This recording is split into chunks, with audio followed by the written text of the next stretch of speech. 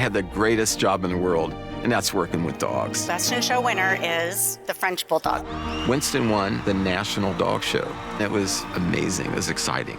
And to have a dog to be #1 dog in this country, you have to have great nutrition. And I always fed Pro Plan. Just like us, when we eat well, we feel good. And I just love that food and what it's done all these years to all the dogs I've bred and all the dogs I've shown. Welcome to Pure Dog Talk. I am your host, Laura Reeves, and you guys, we talk a lot about owner handlers on this show. You know, I'm a huge fan, really try to support, help people get to that place. Today we have a super special guest who is a returning guest. Antoinelle Vulpis was on, we think 5 years ago, when she was brand new, had just gotten her Skye Terrier, and had just won her first Best in Show.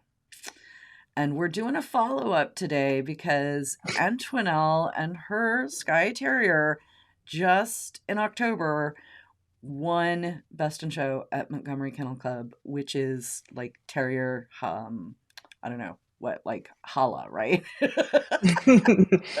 Yes. So welcome, Antoinelle. How you doing, babe? Good. Just excited to be here. Thank you for having me again. It's amazing to have you here and to think about this journey, because you haven't just journeyed with your dog. You have journeyed in the sport, right? Like you've done advertising and you've gotten really, really involved in the actual dog fancy. So I think that's pretty amazing. So let's talk a little bit about that journey from first Best in Show to Best in Show at Montgomery Kennel Club. Yeah, I mean, it's so much has changed just in the 5 years since we last spoke. You know, it's after our big win at Kennel Club of Philadelphia. Right. I was thinking, you know, all right, we got some awesome momentum. We got 2 more Best in Show after I spoke with you. I was like, this is incredible. And then the pandemic hit. So all that momentum and excitement just went away. For me, for everyone, you know, it was just kind of a weird time. And then when we were lucky enough to have shows again, you know, trying to pick that back up and make people, you know, believe again is kind of tough. So it was a little of a unique experience in that. But as soon as shows started again, I'd say 2021 was the year I had him out the most. I think I went to like 55 or 60 dog shows, which is a lot for someone who, you know, doesn't necessarily want to be out every weekend. Yeah. So it's a lot. And then had a baby since this. Yeah. I got married. Yeah. I got married right before, like in September before I talked to you, like 2 months before. And then, had a baby in 22. And so my time management skills have been dwindling a little bit. Just have not been able to get out that much. But, you know, we had our big year in 21 and 22 as much as I could. But, you know, it was kind of like, all right, the dog shows, showing my dog just took kind of a back seat for a little while. And, you know, I never wanted people to be like, oh, she has him out again. Oh, she's showing her dog. Yeah, well, I only have one, guys. I only have one. And if I bring him out to 1 or 2 shows a year, like it's not that big of a deal. I just want to go show my dog and have fun. That's like what the whole point of doing this is. All the ribbons and stuff is just you're fun. Dragging your dog around. I'm pretty sure you're safe on that little, you know, critique. Yeah. I just overthink everything, but so just navigating through that and then just realizing that I have these goals in mind. These little things that I want to check off my checklist. I want to show him at my national as a veteran. That was a goal of mine. And that's what our whole plan was to do. Oh, and then I went to Canada too. I was like, let me get his Canadian championship. Like that'll be fun. Right. Take once a year, go to Canada with my friends, my girlfriends, have a girls' weekend and try to get a title. So I literally only showed him in June this year to finish his Canadian title and then Montgomery. So it's like So I think Crazy. so there's a couple things about this. Number one, you have a Skye Terrier. You got to keep that. Yeah, This isn't something it's not a like a Manchester Terrier that you're pulling out of the crate and off the couch, right? I mean, this I is wish sometimes. right, Yeah. right. This is constant maintenance. And so you're doing that maintenance even when you're not showing the dog. Okay, so that's number one. I want to talk about that and kind of how you do that. And number two, he won the National Firm of Veteran class at Montgomery, at International at Montgomery, and then went best in show. Like that's amazing. And didn't you just tell me he's the only Skye that's ever gone best in show at Montgomery? Yes. Yeah. Yeah. It's just wild. So, I mean, keeping up with the coat is, I'm not bathing him as often and everything as I did when I was actively showing him multiple times a month. But, I still want him to look good. My friends that are non-dog show friends all know about my show dog. So when they come over, like I want him to look presentable too. So I'm always making sure he's clean and brushed and kept. And just trying to figure out where I'm able to do that within all the different things going on in my life. But it's still something I take like great pride in. I've just always been so grateful to have a wonderful dog like him, and I want him to look like I think he should look. So I just try my best. I love that. And so what's your routine? Is he on the table once a week, every day? What does that look like? At home, I would say like once every 2 weeks he gets like a full bath, unless it's really gross outside. Just make sure to keep his undercarriage and his rear clean, and I mean it's been kind of rough. Like there's so many leaves in our yard. Every time he comes in, it's just like they're everywhere constantly. And so it's double work cleaning him and then my house. But besides that, just every 2 weeks and then brushing him. And it does take a little longer now because he's older, his skin's a little thinner. I have to go slower, try not to piss him off too much. He's been extremely patient and he trained very well since he was younger, but I can tell a little bit nowadays his patience is a little thinner than it used to be. Well, I mean, we all are. I'm not nearly as I was when I was young. I mean, come on. Yeah. Yeah. We're all like just getting irritable. So The world is irritable. Yeah, I think yes. that's fair. Can't blame him, man. Yeah. Okay, so getting him groomed, keeping him up, and then I mean, you're not a common breed. I mean, how many Skies were at the national? How many were entered? What kind of competition are we talking about? I want to say it wasn't that large of an entry this year, maybe 16 Mm-hmm. dogs total and maybe 6 or 8 specials.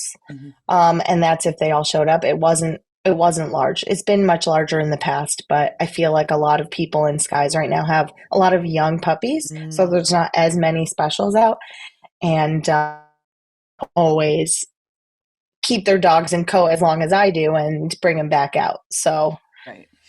yeah. That's why I say it is an accomplishment to keep a veteran drop coat breed in coat. That is just by itself an accomplishment. Yeah. And so talk about that walking into that that ring at Montgomery, and you've got some really incredible competitors there, some really nice dogs. Like, what are you Oh, looking yeah. at? What are you thinking? What's going through your mind?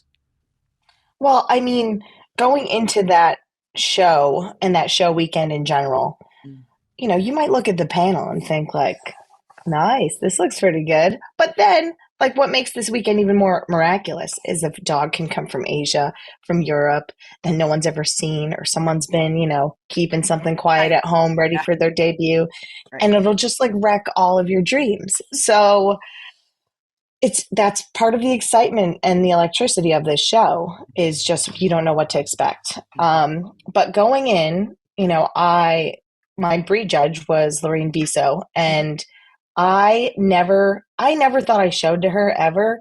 She says that I did, and then I looked up the results, and then two days before I went best in show at Kennel Club of Philadelphia, I did show to her, and she gave me select.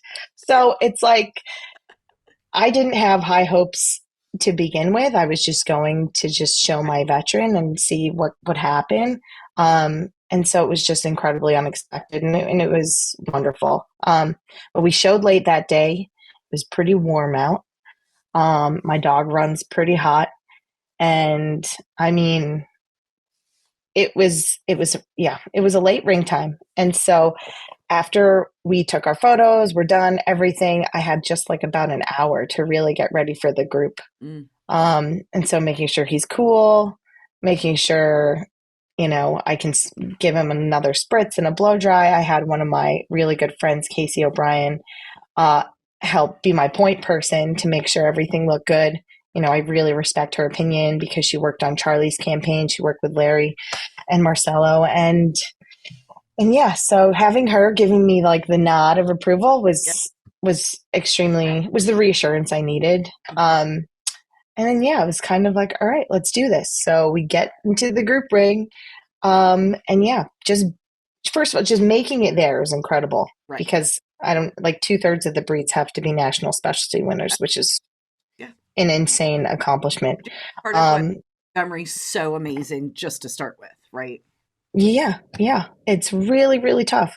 And then I'm in there with legends of terriers, Gabriel, Bill, you have, there's Leonardo. There's so many wonderful terrier people that you're just like, how am I here right now? You kind of like have a pinch yourself moment. But, I kind of, at the end of the day, was just like, all right, let's just do this. Let's see what happens. We're showing to Lydia. We've shown to her before. She's always, Lydia Coleman Hutchinson, the legend. So I've shown her several times throughout my dog's career, maybe half a dozen times.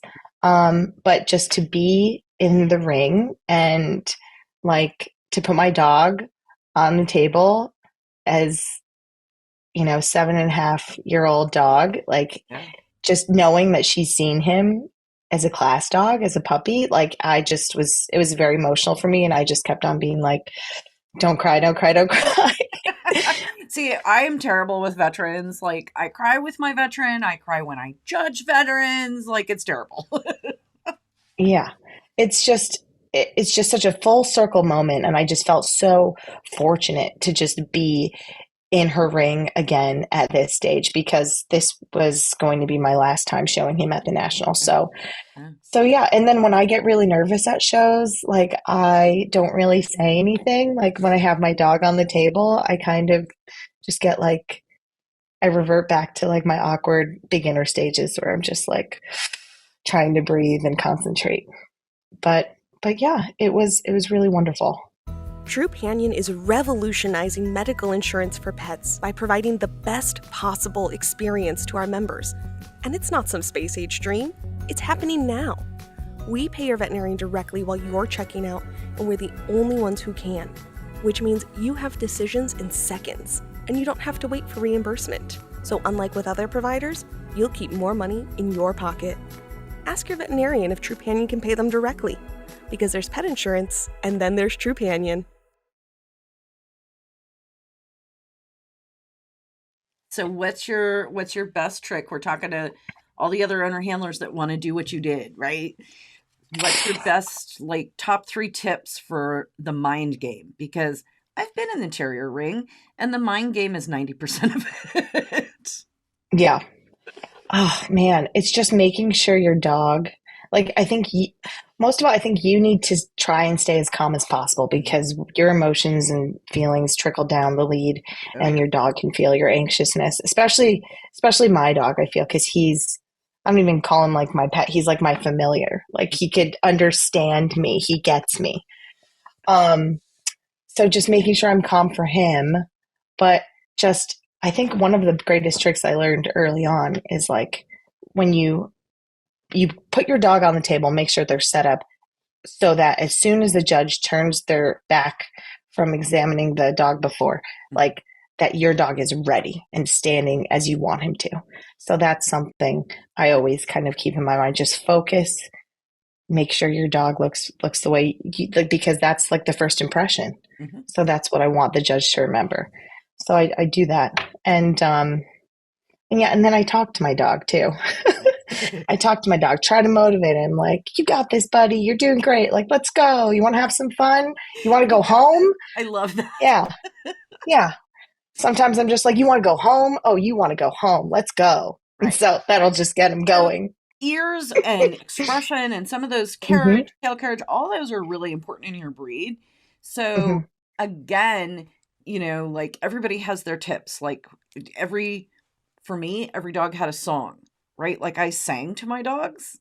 And so what are some of your tips and tricks that you're getting expression, getting that attitude, the go home, right? Or I've heard people, where's the kitty, right? Like whatever it is that gets that dog like up and over and jazzed up. Well, it's funny because I can say a lot of different things and my dog will get jazzed outside the ring. But in the ring, when I want him to use his ears at the right time, my dog just looks at me and he's like, what the F do you think you're doing? He's like, I'm so bored. Like he just literally looks away from the judge. So this particular show, I was like, we are going to try extra hard to get those ears to work the way that I know they work. So I got down on the ground. I got down on the ground. And you took ask Andy Linton, you take a knee, man.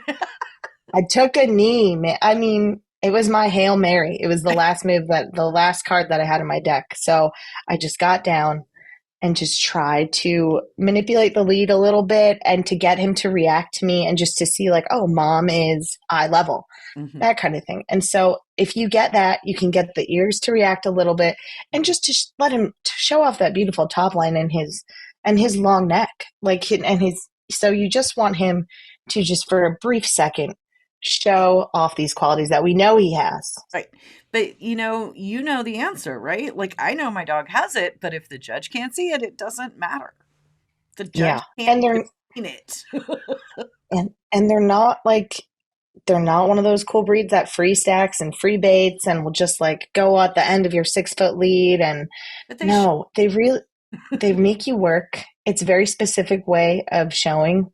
And it's a humbling experience too. You know, it's kind of funny because I've been at other shows where people will be like, oh, can you show this? Can you show this? And people mistake me for being like a good handler for some reason. I just want everyone to know that I can only handle one type of dog. And I could give you a Climber is what you're saying.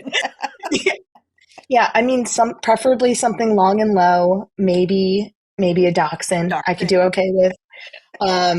But yeah, I'm only like my limit is much smaller I'm not than giving people you an Irish Wolfhound to show. Is that what you're trying to tell me? No, I mean, look ridiculous. There are millions of juniors more talented than me. So I just worked really, really hard and practiced with the one dog that I have. And so I know his quirks and I can predict them. But I love that. And I think seriously, listener land, right? You've got one dog. You have the opportunity to focus on that one dog. When I'm showing dogs or a handler's showing dogs and I've got 10 and I'm running from the Chihuahua to the Wolfhound to the Akita, that's a real different skill set and a real different requirement. And it is the advantage that we talk about all the time that the owner handler has. If you take the time and do what you did, right? And put in the effort and the learning and all the stuff on your one dog, you can win Montgomery. Yeah. Yeah. I mean, and what's fun, winning Montgomery was never the goal. And it was never a goal because winning the national is a goal, but winning Montgomery is a pipe dream. Right. It is something for someone like me.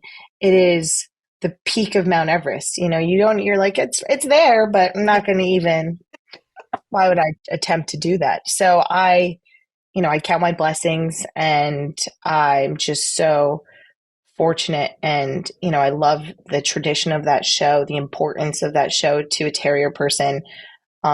Just how difficult it is to accomplish what we accomplished. And it's incredibly humbling. And I'm just like so grateful to have been there and that my dog looked worthy that day, because I don't, you want your dog to be worthy of that acknowledgement. You don't want people to say like, oh, well, this dog showed so much better, but Right. You want everyone's approval. So Love it. Love it. yeah, So what's the future? What are you going to be like a Skye breeder? What are we doing? I would very much love to be a Skye breeder. I am trying to convince my wonderful, lovely husband that we can take on more dogs. I love you so much. Yeah, so just there's different things in my personal life. I'd like another child, so that's like kind of a priority. But besides that, yes, I would very much like to breed Skyes. I don't know how often, but I want to get there. And, obviously I'm a very patient person. I can see the long game. And even if I got a Skye tomorrow, they wouldn't be competitive for like 3 years, because you got to wait for that coat to grow and to train that dog. And so everything takes time. And when there's another good one that I'm really pumped about, I'll try to do it again. I love it. Try to get out there. And so, because it's important. It is important. And it's important, number one, that we have young breeders. Okay. And for the sport to continue, you can't all be my age and older, which is kind of what it is. So when I see somebody like yourself, I'm like, please, God, please tell me you're going to yeah, breed a couple litters, so that's a thing. And it's something that if I could, have one Christmas wish, one holiday wish to the world of owner handlers is, consider not just showing your dog, right? Consider being a breeder, consider continuing in the fancy. And that's my holiday wish for 2025. Yeah.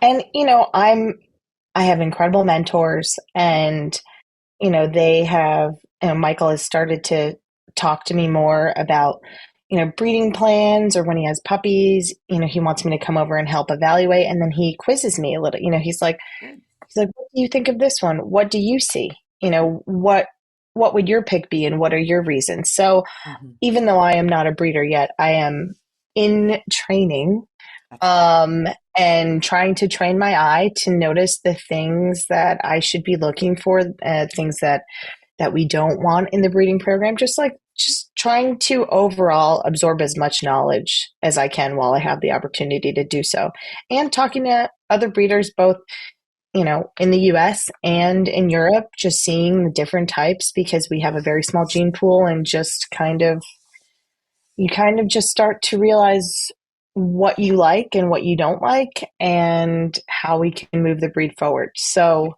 just those are different ways that I'm staying involved without becoming a breeder just yet. But I will do it, and everyone will know when I do it, because I will be so excited to get another puppy, because they're just like the cutest darn things.